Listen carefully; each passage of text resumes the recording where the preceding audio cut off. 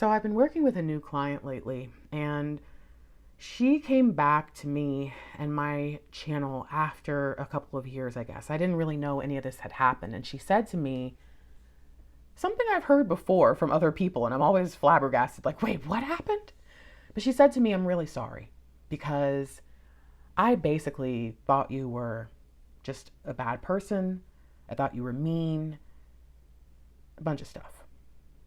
But mainly, I guess she would just like go in on me in the comments. I don't know. I don't remember it, but she's not the first person that's told me that part of like I've said some things to you or about you in your comments that I shouldn't have said and I'm sorry.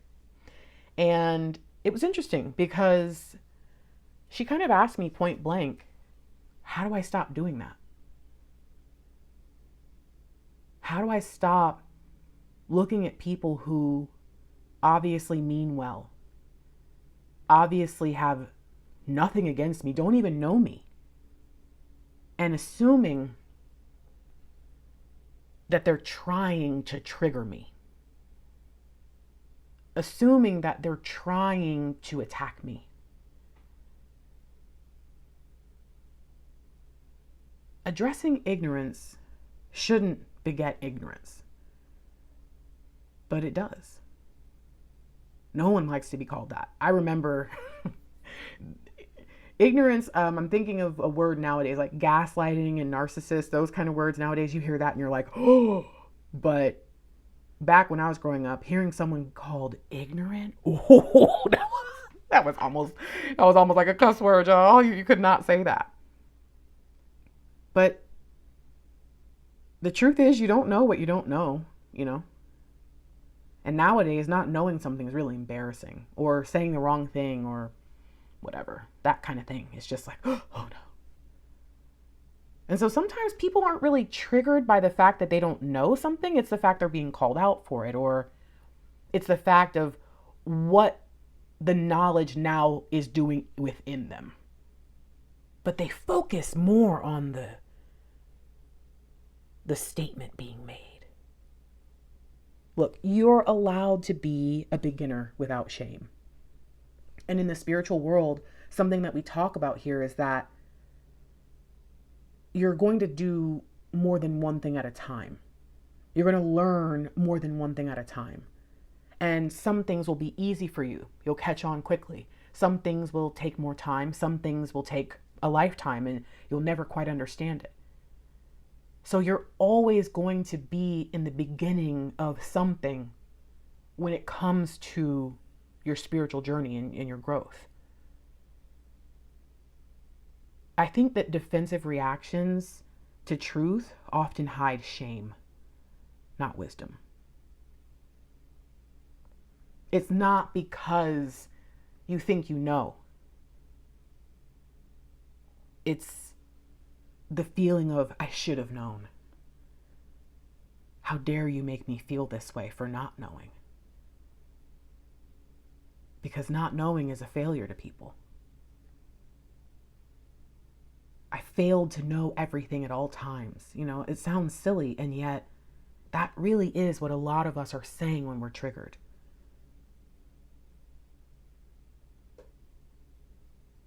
Not knowing isn't a failure, guys. It's the start of clarity.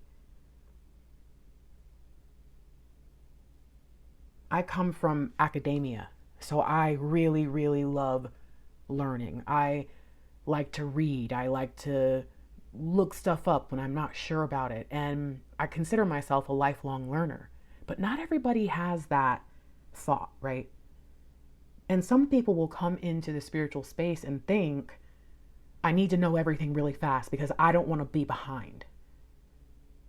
And I think maybe 20, 50, even 100 years ago, that was not the way, because the guru would be sitting right in front of you one to one and would say to you, slow down, grasshopper, you know? But nowadays it's like, there's so many people in all these movements and collectives and tribes and groups, and I've got to keep up.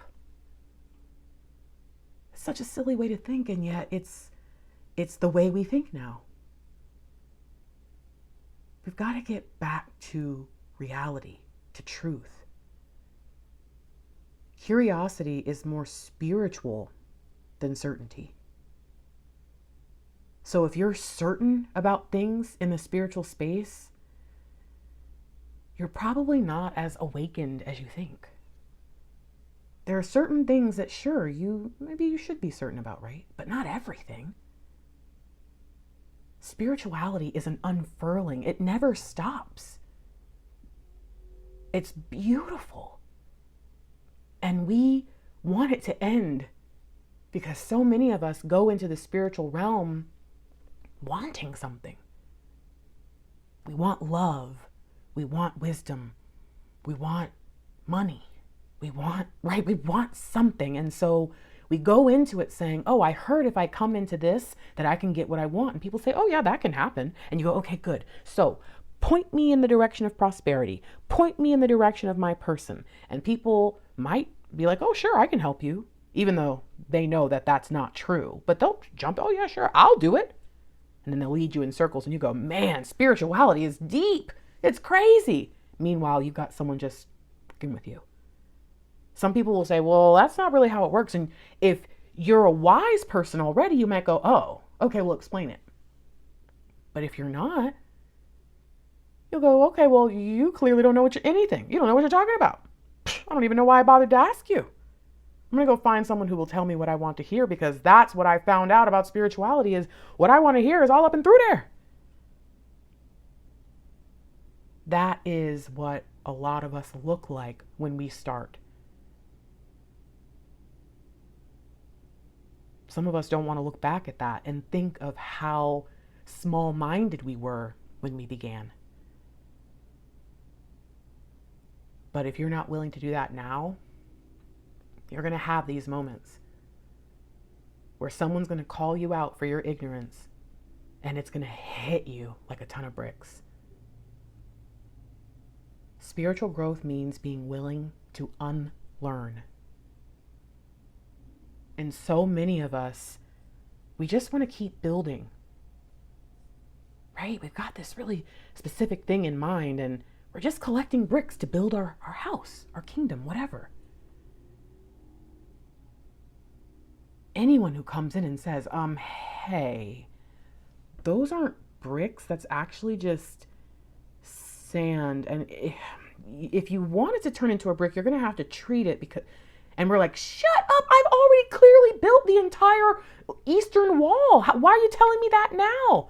And they're like, I'm sorry, I just don't want that house to collapse on you. But you're right, I shouldn't have said anything. That's how we talk to each other in the spiritual space when we don't want something, when we don't want to believe it, when we don't want to hear it.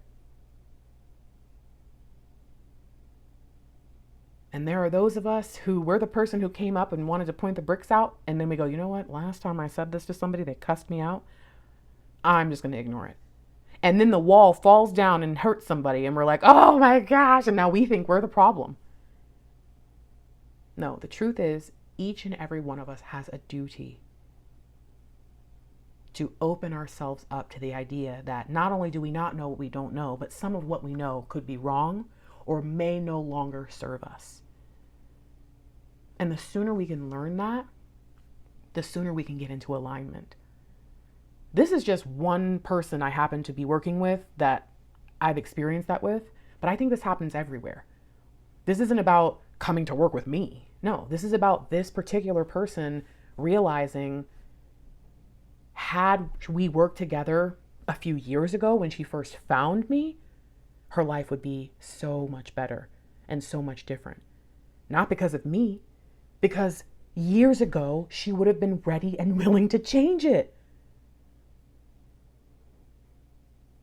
Don't let that be you. Don't shoot the messenger. And don't be so quick to pull the gun in the first place. I hope this helps those of you who have been dealing with these feelings off and on, whether it's from me or just anywhere in your spiritual walk. Let that trigger be something that you get excited to feel. Like, oh, I'm triggered. A learning experience is coming. It can really make things lighter, more enjoyable, and it can make it easier for you to see divine in all of it. Good luck. Love you.